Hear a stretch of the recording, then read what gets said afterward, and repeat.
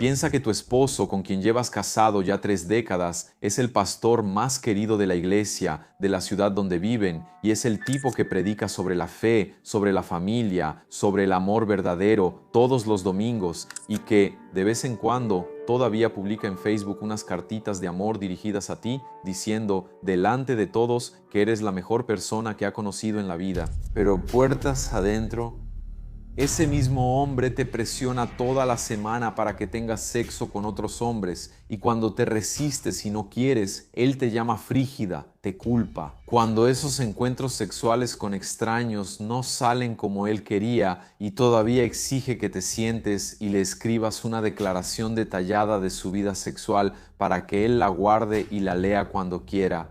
Totalmente bizarro, ¿no? Pero hay más. Cada vez que hablas de separarte, ese tipo se pone el cañón de un revólver bajo la barbilla solo para asustarte, ¿verdad? Y si insistes y él hace lo que está amenazando con hacer, ¿verdad? ¿Te lo imaginaste? Ahora, ¿qué harías tú en una situación así? Pues sí, esa situación es real, pasó de verdad, y en una madrugada de marzo de 2021, la mujer que vivió eso tomó una decisión que cambió su vida y la de toda esa ciudad para siempre.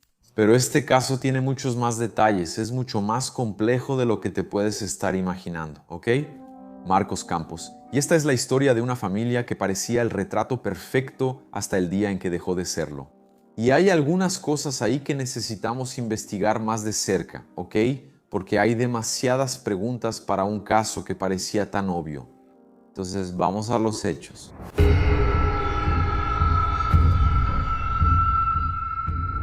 Vamos a empezar por el principio, o al menos por lo que parecía ser el principio. El lugar es Ada, que es una pequeña ciudad de menos de 20,000 habitantes en el estado de Oklahoma, en Estados Unidos. Una ciudad típica de esas donde todos se conocen, ¿sabes? Y donde la iglesia es el punto de reunión.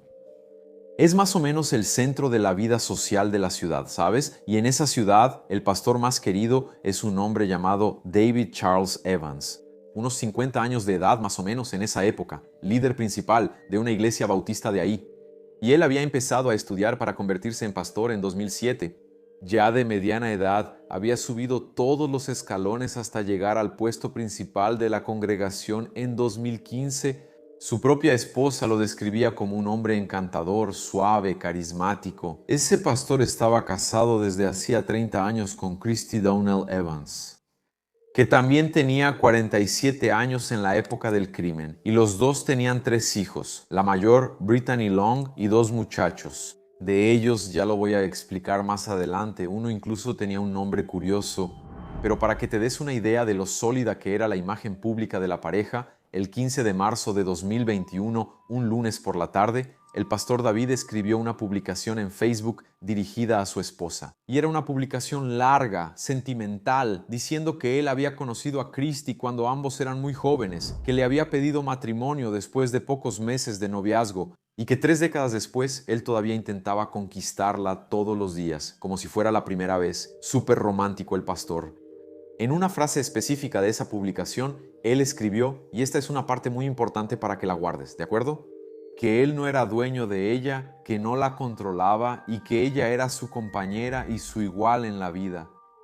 Los fieles le dieron like, comentaron, compartieron, todos estaban felices. Era exactamente el tipo de cosa que se esperaba, ¿no? De un pastor ejemplar de esa edad. 3 días después de esa publicación, el 18 de marzo, David publicó otra cosa en Facebook, pero esta vez era una selfie tomada en un orfanato allá en México, donde él había ido en un viaje misionero ayudando a migrantes que eran dejados ahí en la frontera por las patrullas estadounidenses. Él escribió en la descripción de esa publicación que estaba haciendo lo mejor para hacer las manos y los pies de Jesús, mostrando el amor de Dios a los demás. Incluso había posado con un niño que llevaba puesta una camiseta de Star Wars.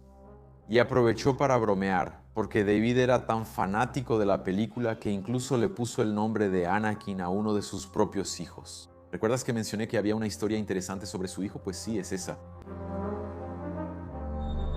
Bueno, el viaje misionero a México duró cerca de una semana y al regresar fue directo a la iglesia para hacer sus rutinas. Y durante el sermón, el culto, él quedó marcado incluso por lo que pasó pocas horas después, ¿ok? Y por eso voy a contar todo eso con calma y en cada detalle. Miren, el tema elegido era la guerra espiritual. David le habló a su congregación ahí sobre hacer el trabajo de Dios, sobre convertir personas. Y entonces él dijo que si estás haciendo la obra de Dios, debes esperar que el enemigo venga a destruirte. Y que nadie debía sorprenderse ni empezar a llorar cuando llegara el ataque, como diciendo que para él, tal vez, porque el ataque vendría. Y si el diablo no te estaba atacando, había un motivo. Y si el diablo te estaba atacando, también había un motivo. Entonces salió de la iglesia ese domingo saludando a todos los fieles, se fue a su casa con su esposa. Y unas horas más tarde, ya pasada la medianoche, él estaba acostado en su cama, en el cuarto de la pareja, ¿verdad? Durmiendo, sin tener idea de lo que estaba a punto de suceder. La llamada de emergencia ocurrió poco después de la 1 de la madrugada del 22 de marzo, era un lunes. La voz al otro lado de la línea era de Christy Evans, la esposa del pastor. Y lo que le contó a la operadora fue más o menos lo siguiente. Ella había sido despertada por un ruido fuerte, un estallido. Ella había abierto los ojos entonces y vio a su esposo ahí tirado en la cama, sangrando, con un sonido de gorgoteo, ¿sabes?, saliendo de su boca. Ella dijo que no había visto a nadie, no había escuchado a nadie, pero que alguien claramente había invadido su casa y le había disparado a su esposo. La policía de Ada llegó a la casa en pocos minutos. Lo que los policías encontraron ahí dentro fue exactamente lo que la llamada había descrito, ¿no? Lo que la esposa había dicho. El pastor estaba acostado en la cama de la pareja, ahí, sangrando por la nariz y por la boca y con un agujero de bala en la cabeza. Ahora, los médicos confirmaron el fallecimiento ahí, pero la casa no tenía señales de entrada forzada, no había vidrios rotos, nada estaba revuelto ahí, y la esposa del pastor explicó que la puerta trasera probablemente estaba sin seguro, que a ella se le había olvidado ponerle seguro y que el invasor tal vez pudo haber entrado por ahí. La versión de la invasión tuvo sentido para los investigadores en ese momento. La noticia entonces se esparció por toda Ada en cuestión de horas y la reacción fue exactamente lo que te puedes imaginar en una ciudad pequeña. La iglesia entró en estado de luto. Todos estaban completamente conmocionados. La congregación se reunió para orar por la familia, una comunidad. Incluso se difundió un comunicado oficial de la iglesia. Ahí hablaban de estado de shock, de profunda tristeza y pedían respeto por el momento de la familia. Christy, la viuda, fue acogida por los fieles. Los hijos estaban destrozados. Para todos los efectos, en ese primer momento, era el caso de un hombre bueno asesinado a sangre fría dentro de su propia casa por un intruso, cualquiera, un desconocido. El trabajo de la policía ahora era cazar a ese intruso y descubrir por qué hizo eso. La policía de Ada llamó incluso a las autoridades estatales de Oklahoma para ayudar en la investigación. Y esos agentes estatales, cuando empezaron a entrevistar a los vecinos del barrio, descubrieron que en los días anteriores al asesinato habían visto un Mustang blanco estacionado frente a la casa de los Ivans. Un carro que no pertenecía a la familia, un carro que aparecía en la casa de la familia justamente en los días en que el pastor no estaba en casa, o sea, también durante ese viaje misionero a México del que acabo de hablarles. Uno de los vecinos tenía una cámara de vigilancia de esas que quedan grabando fijas, ¿sabes? Y logró captar algo ahí que confirmaba cuando los investigadores fueron a ver lo que otros vecinos ya habían contado. Entonces, los investigadores necesitaban descubrir de quién era ese Mustang, ¿no? Cruzaron las imágenes que consiguieron de los comercios de la zona y lo descubrieron. El nombre apareció en un registro de ese vehículo ahí. Y ese hombre, supuesto dueño del auto, era Khalil Danny Square, de 26 años. Cuando los agentes le preguntaron a Christy quién era ese tipo, al fin y al cabo, el auto estaba ahí todo el tiempo, ¿no? Cuando el pastor no estaba. Ella dudó un momento, pero terminó admitiendo que ese tal Khalil Square era su novio. Mira eso. La historia simple ahora del intruso desconocido como que se había ido por el caño, ¿no? Ahora tenían a un sospechoso de carne y hueso, un hombre que había pasado 3 noches en la casa del pastor mientras él estaba de viaje, predicando el evangelio. Entonces los investigadores empezaron a presionar a Christine para obtener más detalles y fue en ese momento cuando vino una de las revelaciones más inesperadas del caso, porque Christy empezó a contar cómo ella y su novio se habían conocido. Y la historia no tenía nada que ver con una traición común, ¿sabes? Ahora bien, según lo que ella les contó a los agentes, lo que más tarde incluso fue confirmado en los documentos oficiales del proceso, ¿ok? Ella y su esposo David no eran una parejita convencional de iglesia como la que te puedes estar imaginando, ¿ok? Los dos llevaban una vida sexual secreta, viajaban a ciudades vecinas, no se quedaban en cuartos de hoteles y así, moteles baratos, ¿no? Y organizaban encuentros sexuales con otros hombres. Ella dijo que esa rutina ya llevaba años y que la primera vez fue durante un viaje a un resort en Texas, donde el uso de ropa era opcional, ¿sabes? Ese rollo de andar desnudo, como que si quieres, si no quieres, en fin. Ella había regresado al cuarto, según lo que contó, y encontró a su esposo ahí en la cama con otro tipo. Entonces ella dijo que en ese momento sintió que no tenía cómo decir que no. No entendí muy bien esa parte, la verdad, pero, o sea, no tenía cómo decir que no. Sea como sea, fue en ese contexto, según lo que ella misma les contó a los investigadores, ¿verdad? Dentro de todo eso, que conoció al tal Khalil Square. El novio, amante, como quieras llamarlo, fue a un motel en enero de 2021 en una de esas citas marcadas por el pastor para hacer un homenaje. Los tres se encontraron entonces en ese motel más de una vez a lo largo de los meses siguientes. Y en uno de los encuentros, Christie, discretamente, dejó caer en el suelo su número de teléfono para que el tipo lo recogiera, para que empezaran a hablarse sin que el pastor se enterara. Y de ahí en adelante, según lo que ella admitió, los dos empezaron realmente a comunicarse por su cuenta, sin la intermediación del pastor. Entonces, cuando David viajó para esa misión allá en México, a mediados de marzo, Dave, el Square, ¿no? El novio, fue a la casa de la amante y fue exactamente en esas 3 noches. Luego todavía, según el relato de ella, del amante, los dos medio que armaron juntos el plan para matar al pastor. Y aquí entramos, ¿no? En los porqués, los medios, motivos y oportunidades, así que necesito contarte con bastante detalle. Christie les dijo a los agentes que le había contado a su novio, Square, varias cosas sobre David en las semanas anteriores al crimen. Dijo que el esposo era controlador, que era abusivo verbalmente, que la insultaba llamándola zorra, gorda, fea, puta. Le dijo a Square que sería bueno tener más libertad. Y Square, según el documento del proceso, escuchó todo eso y habría respondido con una sola palabra en tono de quien estaba procesando la información. Y como que aceptó. Entonces, el plan combinado entre los dos era el siguiente. Christie iba a dejar una pistola de David junto con una caja de municiones al ladito, afuera de la casa. También iba a dejar la puerta trasera sin seguro. Eso forma parte de la coartada que ella estaba armando, ¿verdad? Entonces iba a ponerse de acuerdo con Square sobre la hora para que él entrara, y fue exactamente eso lo que pasó esa noche del crimen. Alrededor de la 1 de la madrugada del 22 de marzo, Square llegó ahí.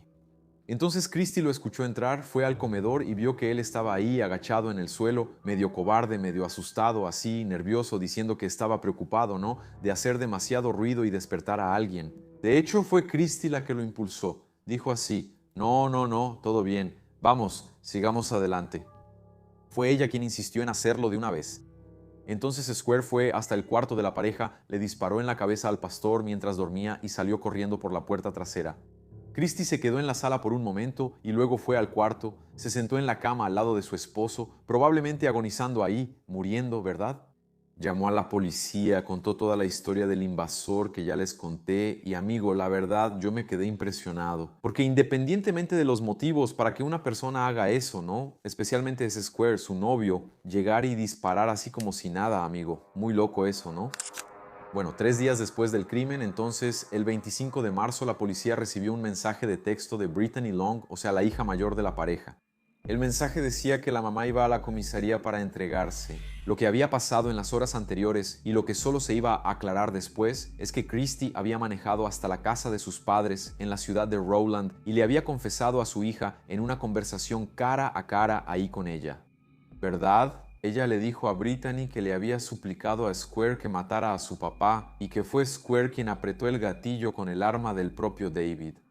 Minutos después de esa confesión, entonces, Christie tomó el auto y manejó sola hasta la policía de Ada, donde repitió todo eso para los agentes estatales. Y así me quedé pensando que tal vez su hija, Brittany, ya supiera algo para que llegara así. Entonces, hablando abiertamente del asunto, ¿verdad? Como si no fuera nada. Como si ella ya, mejor dicho, supiera de algo, ¿no? En fin, fíjate nada más.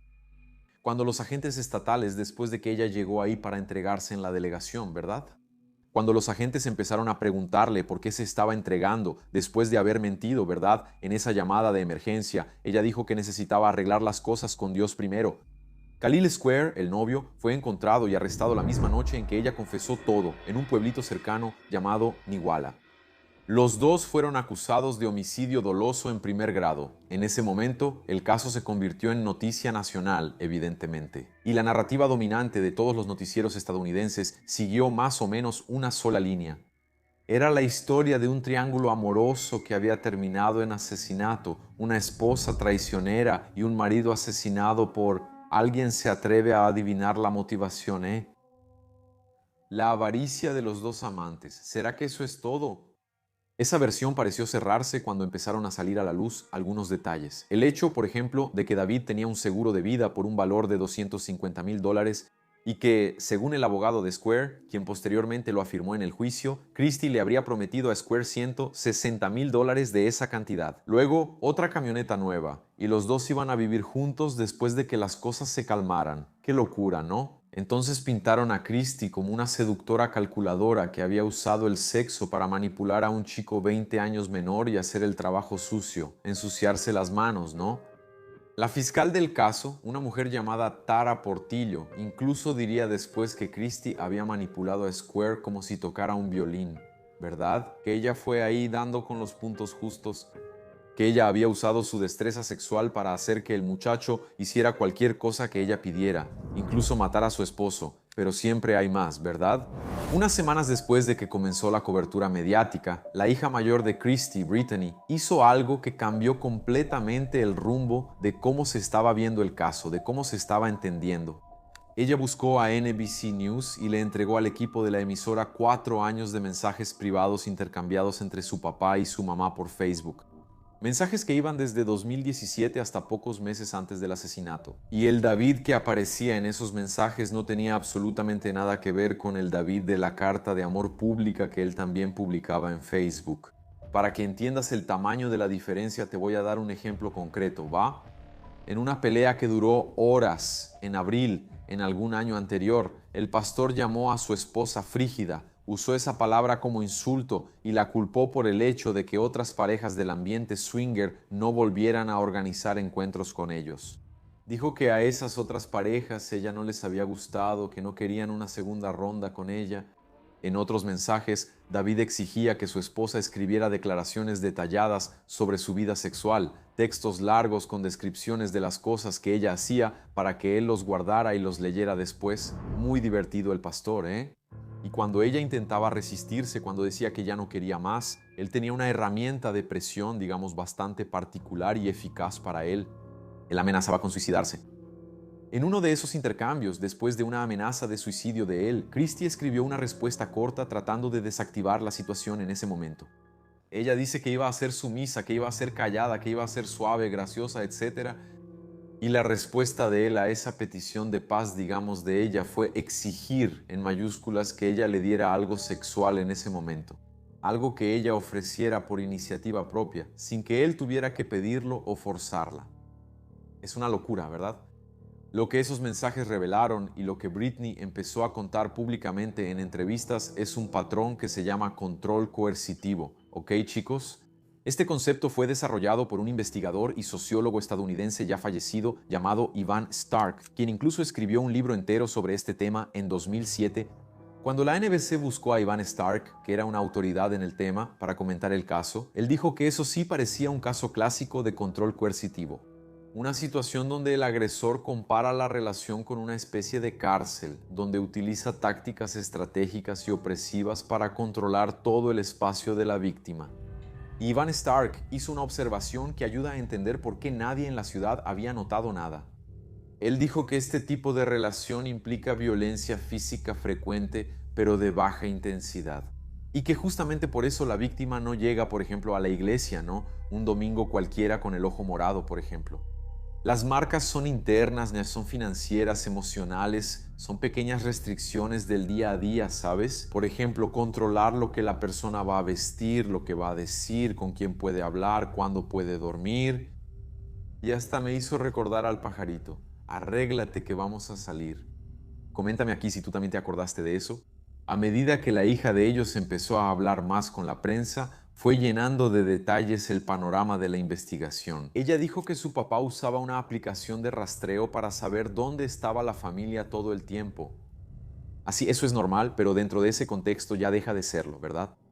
Dijo que era abusivo, no solo con la mamá, sino también con los hijos. Años más tarde, otro hijo del pastor, justamente aquel llamado Arakins, habló directamente a las cámaras sobre lo que había vivido dentro de esa casa. Él dijo que su papá tenía la mecha corta y que cuando explotaba y su mamá no estaba cerca, era él quien sufría. Contó que su papá a veces se ponía tan furioso que lo lastimaba de verdad y que llegó a ir a la escuela con conmoción cerebral por esas golpizas. En algunas de las versiones que contó Britney, el papá también golpeaba las cabezas de los hijos entre sí, así, ¿sabes? Y había un castigo recurrente de obligar a los niños a pasar toda la noche limpiando la casa. Mira, cuando terminaban, él todavía tiraba las cosas al suelo otra vez para seguir prolongando ese castigo, ¿sabes? Pero dentro de los episodios que salieron a la luz después, lo que tal vez ayude más a entender lo que pasaba por la cabeza de Christie en las semanas finales fue un episodio que ocurrió cerca de un mes antes del asesinato. El 14 de febrero de 2021, el día de San Valentín, el día de los enamorados en Estados Unidos, David descubrió que Christie estaba platicando, conversando con Square, su amante, su novio, y a escondidas. Los dos pelearon ese día y fue en esa pelea que Christie dijo por primera vez que quería separarse, que quería el divorcio.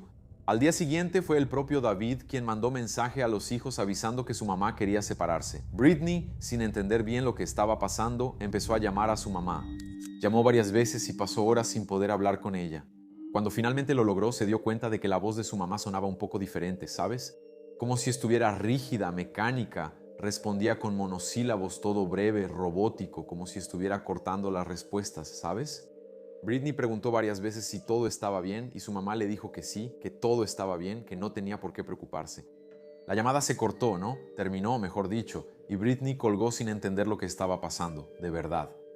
Solo semanas después fue que ella se enteró de lo que había pasado en esa sala mientras hablaba con su mamá por teléfono. En ese momento, David estaba sentado ahí frente a Christie con el revólver apoyado en la barbilla, amenazando con apretar el gatillo. Dependiendo de lo que ella le dijera a su hija, era la forma, como ya conté, ¿no?, que él usaba para, no sé, intentar retener a su esposa, ¿no? Ese terror psicológico. Solo que eso ya se estaba volviendo la gota que derramó el vaso para Christie.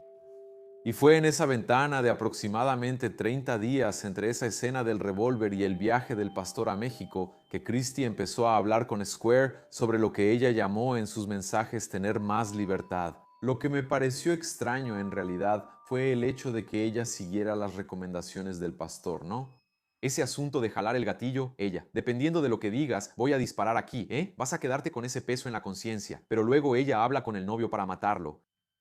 Así, tal vez queriendo ensuciarle las manos al tipo, no las de ella, pero ella lo incentivó a matar. Entonces, si él hubiera matado solo, estaría complicado, ¿no? Ahí está, digamos, un nudo en los eslabones de esa cadena. Y hay otro detalle que salió a la luz después que ayuda a dimensionar el tamaño de lo que estaba detrás de esa fachada de la iglesia, ¿ok? Durante la audiencia de sentencia, en testimonio bajo juramento, Christie estimó que el número de hombres con los que su esposo la había obligado a tener relaciones sexuales a lo largo de los 30 años de matrimonio estaba entre 50 y 100. Ella dijo que en esos hoteles donde se quedaban, ¿verdad? A veces era un hombre tras otro en la misma noche. Su abogada defensora, una mujer llamada Joy Miskell, fue directa al describir esa dinámica ante el juez en el juicio. Ella dijo que esencialmente el esposo estaba prostituyendo a la esposa y mirando. Dijo que David exigía sexo todos los días, a veces, varias veces al día, y que si Christie intentaba negarse, era violada. La defensa también dijo que ese tipo de comportamiento había comenzado temprano en el matrimonio y que se había intensificado especialmente en los últimos 5 años. Pero es aquí donde esta historia, que ya es bastante complicada, ¿verdad?, difícil de digerir, se volvió aún más gris, porque la fiscalía no estaba convencida de la versión de la defensa. Y la fiscal Tara Portillo, de quien les hablé, llevó al tribunal material que usó para intentar mostrar a otra Christie. Mientras Christie estaba presa esperando el juicio, escribió cartas. Algunas de esas cartas eran para Khalil Square, su novio, y otras eran para otro recluso que había conocido en la prisión. Las cartas eran explícitamente sexuales. En una de ellas escribió que podía satisfacer a cualquier hombre en la cama, y cualquier hombre habría hecho eso por ella después de acostarse con él. Ustedes me entienden, ¿verdad? En otra carta, ella escribió una frase que fue muy mal vista en el tribunal. Ella dijo que tal vez debería haber prestado más atención a los episodios del programa, sugiriendo que si hubiera prestado atención no la habrían atrapado. O sea, sugiriendo que si hubiera visto más programas de True Crime tal vez no habría hecho lo que hizo. También se presentaron en ese juicio cartas que se usaron como una especie de prueba de que Christie no sentía remordimiento por lo que hizo, y que ella seguía siendo la misma manipuladora que había planeado el crimen. La defensa respondió diciendo que esas cartas eran el resultado directo de décadas de condicionamiento sexual por parte del esposo, que Christie había aprendido a lo largo de toda su vida adulta que el sexo era la forma de recibir validación, y que ese patrón no desaparecería de la noche a la mañana. El juicio de Christie se llevó a cabo en 2 etapas. En abril de 2022, Christie se declaró culpable de homicidio doloso sin ningún tipo de acuerdo con la fiscalía, lo que significa que realmente aceptó la culpa, pero dejó la decisión sobre la duración de la condena en manos del juez. La defensa pidió una sentencia leve, 4 años de prisión y el resto en libertad vigilada. O sea, ella estaba confiada en que todo ese historial, ¿no?, de coerción, en fin, y abuso, violencia mental, ¿no?, psicológica, emocional, iba a influir en la decisión del juez, pero la acusación pidió la pena máxima, ¿ok? O sea, cadena perpetua sin derecho a libertad condicional. La audiencia de sentencia en sí ocurrió en agosto de 2022, duró 2 días y fue conducida por un juez llamado Steven Kessinger. Brittany, la hija, después también en defensa de su madre, contó que su padre abusaba de ella y de sus 2 hermanos tanto emocional como físicamente. Y le dijo al juez que, en su opinión, su madre ya había cumplido suficiente condena. 30 años casada con ese hombre. La madre de David, una señora llamada Jean Richardson, que en ese entonces tenía 80 años, se puso del otro lado y hizo una afirmación que tuvo bastante repercusión, ¿de acuerdo? Ella dijo que no sabía de ese supuesto abuso mostrado en los mensajes y que, incluso si fuera verdad, Christie tenía su propio auto, su propio trabajo, dinero y tarjeta de crédito. Ella podía simplemente haberse ido a otra ciudad. Podía haber buscado refugio para mujeres maltratadas y la decisión de matar al esposo era injustificable. El papá de Christie, un señor llamado Eddie Armour, que en ese entonces tenía 78 años, habló en sentido contrario, ¿ok?, y describió lo que su hija había hecho como una huida de su propio infierno personal. El juez, al final de cuentas, ¿verdad?, no compró mucho esa historia de los 4 años que la defensa estaba pidiendo, pero tampoco aceptó la idea de cadena perpetua sin libertad condicional. Él dictó una sentencia intermedia pero más severa, ¿de acuerdo? Cadena perpetua con derecho a libertad condicional. En la justificación, el juez dijo que consideraba el crimen como de sangre fría y que, aunque reconocía el contexto de abuso, entendía que el remordimiento de Christie era reciente, que ella solo había empezado a mostrar arrepentimiento en los meses recientes, cerca del juicio. Según los cálculos de la defensa, basados en la legislación de Oklahoma, Christie solo será elegible para solicitar la libertad condicional en 2060, después de cumplir la mayor parte de una condena de 45 años. Ella tenía 49 años cuando fue sentenciada, o sea, tendrá 87 cuando pueda hacer la primera solicitud. En entrevistas que dio antes de la sentencia, Brittany, la hija, contó que su madre, el día que confesó en la casa de los abuelos, antes de ir a la comisaría para entregarse, le dijo algo que se le quedó grabado en la mente. Dijo que incluso pasando el resto de su vida tras las rejas, iba a ser más libre de lo que fue estando casada con el padre de ella. Por su parte, Khalil Square, ¿verdad?, que fue quien jaló el gatillo, tuvo el juicio por separado, ¿ok?, en septiembre de 2022, como un mes después de la sentencia de Christie. Él también se declaró culpable sin hacer ningún acuerdo con la fiscalía. La defensa de él, dirigida por un abogado llamado Tony Coleman, intentó una estrategia diferente. Argumentó que Square había sido coaccionado por Christie, que él había entrado a la casa esa noche, se había quedado paralizado de miedo, se había agachado ahí en la sala. ¿Recuerdas que te conté? Pues sí. Y que Christie apareció ahí y dijo, no, vamos hijo, vamos a terminar esto. Según esa defensa, Square pensaba que estaba en una relación amorosa verdadera con Christie y que había sido manipulado por las promesas, ¿no?, de dinero, del seguro y de una vida juntos con ella. El juez no aceptó la tesis de coacción y sentenció al joven a cadena perpetua.